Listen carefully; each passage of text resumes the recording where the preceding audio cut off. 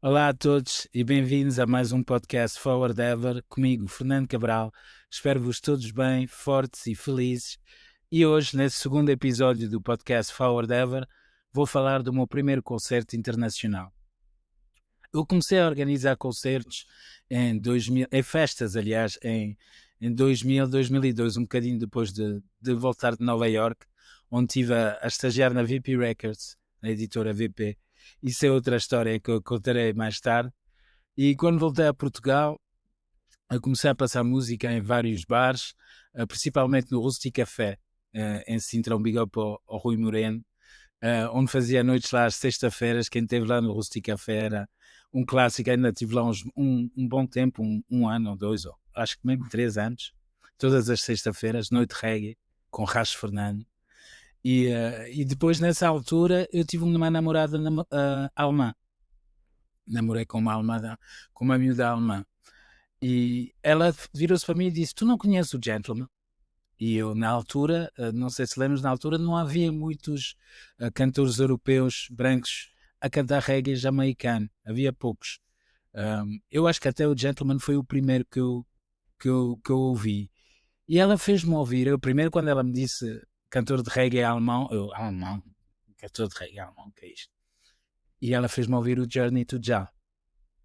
E não sei quantos de vocês é que tiveram como eu, mas acho que muitos, provavelmente, esse disco, quando eu meti play e ouvi o Damn Gone, ouvi o China Your Life, Everything Nice, todas essas músicas, epá, fiquei logo fã, completamente fã do gajo. Quem é esse gajo? Quem é esse branco alemão que canta como os jamaicanos, que tem mensagens conscientes, fortes? Pá, isto é incrível. Fiquei logo fã do gajo, logo fã. E comecei a reparar que muita gente à minha volta também estava a começar a ficar fã dele. Na altura estávamos a começar as festas com o meu sócio, o Emerson, na altura, a Positive Vibes, ainda no início da Positive Vibes. E pá, eu fiquei naquela, pronto, olha, vou mandar um fax. Na altura não havia e-mails, mas havia um fax para a Alemanha, para o Marcus Grosse, da agência. Eu procurei onde é que havia. Já não me lembro se havia internet ou não, isso era 2002, 2003. Eu acho que não havia internet ainda e era fax ainda, tenho quase a certeza. E enviei um fax para lá, de uma empresa onde eu estava a fazer estágio, porque eu não tinha um fax em casa, e a dizer Fernando Cabral, diretor Positive Vibes.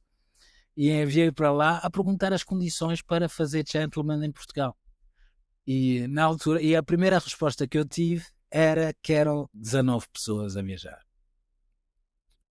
19 pessoas a viajar, eu fiz as contas, 19 voos da Alemanha para Lisboa, era para ir, sei lá, 300 euros ou 400 euros por voos.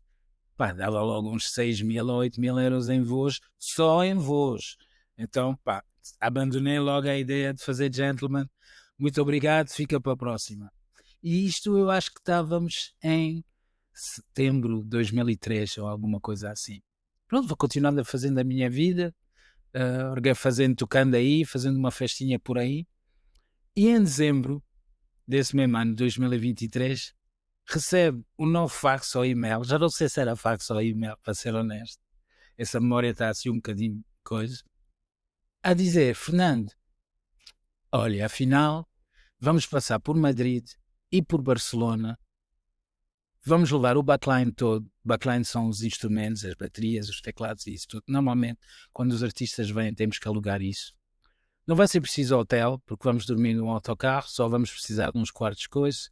Não vai ser preciso voos, não vai ser preciso backline. Portanto, ainda queres fazer o concerto de Gentleman da Lisboa? Bem, isto mudou tudo, né? Porque a partir daí os custos eram bastante reduzidos. Depois eu hei de fazer um vídeo sobre a produção de concertos, mas pronto, viabilizou a coisa. E eu disse, epá, sim, já quero. Falei logo com o meu sócio, com o Emerson, bora lá fazer isso. E pronto, olhamos para as contas e ficamos naquela, epá, vamos arriscar, né? Ainda por cima éramos os dois fãs do Gentleman, né? Não parávamos de ouvir, aliás, como muita gente a querer. Eu acredito que esse disco marcou muita gente mesmo. O, o Live Far East, com o Gentleman, Far East, Live Far East em Cologne, lembra? com o André on the bass, Johanna on the saxofone, isso todo. E pronto, avançamos com esse concerto. Mas na altura não sabíamos bem, foi mais uma cena de bora lá ver o quê, bora lá curtir, bora lá trazer o Gentleman. Só que entretanto, a caminho marcamos o concerto, acho que era para maio de 2004. Eu ainda tinha esse póster por aí, sei de amigos, sei de pessoas que ainda têm esse póster em casa. E a caminho do concerto eu comecei a perceber que muita gente queria ver o Gentleman. Eu lembro-me de chegar a praias, eu faço surf, o Emerson também, íamos surfar, e a chegar às praias estava os carros todos a ouvir Gentleman. Mas tipo uma linha de carros, tudo a ouvir Gentleman. Lembro de estar a tocar à noite, eu tocava, passava noites em bar, no 121, não sei se se lembra, do bairro Alto, de estar a tocar e de malta virem ter comigo e dizer: mano, podes tocar o Gentleman? Pá, tens o Gentleman? Aí começamos a pensar para nós: espera lá, que isto até tem. Pessoal, quer mesmo ver o gajo. E esse fomos nessa. Mas na altura nós éramos completamente. Nem tínhamos empresa nem nada, era mesmo só uma cena de bora lá, bora lá. E fomos, organizamos a cena, metemos bilhetes à venda, arranjamos um espaço, né, a Voz do Operário, e pronto, avançamos, metemos os bilhetes à venda, os bilhetes começaram a vender, começamos a ficar, pronto, excitados com a cena, e vamos mesmo trazer o Gentleman e não sei o quê. Por acaso foi muita ficha, big up ao Espiga, big up a toda a gente que esteve envolvido nesse concerto, né? O Journey to Já, nós chamamos o concerto Journey to Lisboa, com um cartaz lindo, e até tínhamos um site, era journeytolisboa.com, fomos assim um bocadinho criativos na altura, né? E olha, está a ver, já havia internet, portanto não foi fax, foi e-mail na altura. E pronto, depois trouxemos chegou o grande dia, não? O grande dia do concerto, e pá, nós tínhamos tudo pronto, tínhamos pago a SPA já, tínhamos tudo pronto, o artista estava a chegar e coisa, e fomos no dia do concerto, fomos à polícia, ali ao pé da Voz do Operário, para pedir policiamento para o concerto. Quando chegámos à polícia, eu e o Emerson, entregámos as coisas, chegámos lá cheios de confiança, tínhamos 700 bilhetes vendidos, acho eu, já o break-even já estava feito, estávamos todos contentes. Chegámos no dia do concerto às 2 da tarde, aí. Os alemães já tinham chegado, o autocarro e tudo a correr bem. Fomos à polícia entregar as licenças. Quando entregamos as licenças, o senhor guarda vira-se para nós e diz: onde é que está a licença de ruído? E nós: licença de ruído? E eles: sim, vocês precisam de uma licença de ruído para fazer o concerto na Voz do Operário. Sem a licença de ruído, o concerto não vai acontecer. Nós: como assim? Então, mas nós alugamos a sala. Sim, mas a sala não tem licença de ruído. Vocês precisam da licença de ruído. Tem a licença de ruído? Nós não tínhamos a licença de ruído. Pânico instala-se. O que vamos fazer agora? E o senhor chefe a insistir: sem isso, meus amigos, não há concerto para ninguém. A primeira pessoa que ligar, que disser que está a haver muito barulho, nós vamos lá e cancelamos, acaba-se a cena. E não, e agora? Nós fomos lá fora, tivemos, lembro na altura eu a fumar cigarros atrás de cigarros, o Emerson a andar assim à volta. Só que o Emerson sempre foi uma pessoa muito, ele era muito, muito esperto e muito, não deixava que as coisas deixassem passar e encontrar uma solução, né? E pá, lembro perfeitamente dele virar-se para mim e dizer: espera, eu vou resolver isso. Ele foi lá para dentro, eu fiquei lá fora, espera, em stress, em pânico. O pessoal lá ligar-me, já nem sabia o que fazer. E és tanto passado meia hora, uma hora, sai o Emerson e vira-se para mim e dizer que tínhamos tido a maior fezada do mundo, porque aparentemente, enquanto nós estávamos lá fora, mudou o chefe da esquadra, a ver as coisas do universo, mudou o chefe da esquadra e o Emerson fez um filme a Emerson, acho que meteu-se no joelho a chorar, a dizer que éramos dois miúdos que tinham apostado todo no concerto e que íamos lixar a nossa vida toda se o concerto não acontecesse e não sei o quê. E a polícia foi na conversa, o novo chefe, acho que ele fez tanta coisa que as tantas o novo chefe disse: tenha calma, jovem, tenha calma, vamos vos ajudar. Resumindo e concluindo, conseguimos fazer o concerto com a polícia lá, no concerto, o tempo todo, a querer parar o concerto todos os 10 minutos. Aliás, desse concerto, mas já esse concerto foi lendário, não é? Quem lá teve, eu sei que ainda hoje há pessoas que falam desse concerto. Gentleman na Voz do Operário. Aquilo dava um calor impossível, pessoal de tronco nu e não sei o que, tudo a curtir bué, e tudo a cantar as músicas do início ao fim. Todas as músicas, que eu acho que toda a gente estava naquela sala, conhecia o Live in Cologne de trás para a frente. Então, até o próprio Gentleman, o artista, ficou completamente surpreendido, né? Porque na véspera eles tinham tocado em Madrid para 400 pessoas, e esse concerto em Lisboa, basicamente eles passavam por Espanha primeiro, e esse concerto para Lisboa eles pensavam, bem, vamos chegar a Lisboa, vão lá estar 200 pessoas, ninguém nos conhece, deve ser uma cena, pronto, pequenina. Chegaram lá, levaram com a Voz do Operário ao barrote, com tudo a cantar as músicas do início ao fim. Eles nem queriam acreditar nisso, né? Foi incrível, e quem lá teve, ainda de certeza que é um concerto, até fica arrepiado de falar sobre esse concerto. Mas pronto, eu tive esse concerto todo, é stress total, porque a polícia todos os 10 minutos dizia que o concerto ia acabar, que íamos ter que parar o concerto. E o Emerson esteve lá a entretê-los, a dar copos e não sei o que coisa, e lá conseguimos manter a série, e o concerto durou até a meia-noite e foi fantástico. E pronto, esse foi o primeiro concerto internacional, e foi aí que muita coisa mudou. Para já, o concerto acabou e nós estávamos com os alemães backstage, começamos a falar com eles, com o Scorpion, o White Scorpion, o manager de Gentleman, o Stefan, e o Rodney, né? Rodney Kingston, e eles começaram-nos a dizer, vocês são muito fixe e não sei o quê, e nós temos, qualquer artista jamaicano que vocês precisarem, nós temos os contactos. Então começamos a pensar, espera lá, isso, podemos trazer mais artistas através dessas pessoas. Pronto, ficou ali a cena na cabeça. E depois lembro-me de, para aí 2 dias a seguir, fomos surfar para o Guincho, Emerson e eu, e quando saímos dentro da água, liga-me a música no coração. Na altura, eu fiz a faculdade no Instituto Superior de Comunicação Empresarial, no ICHEM, fiz o curso de Gestão de Marketing, e é uma amiga que chama-se Diana Pereira, uma grande sister, big up a Diana.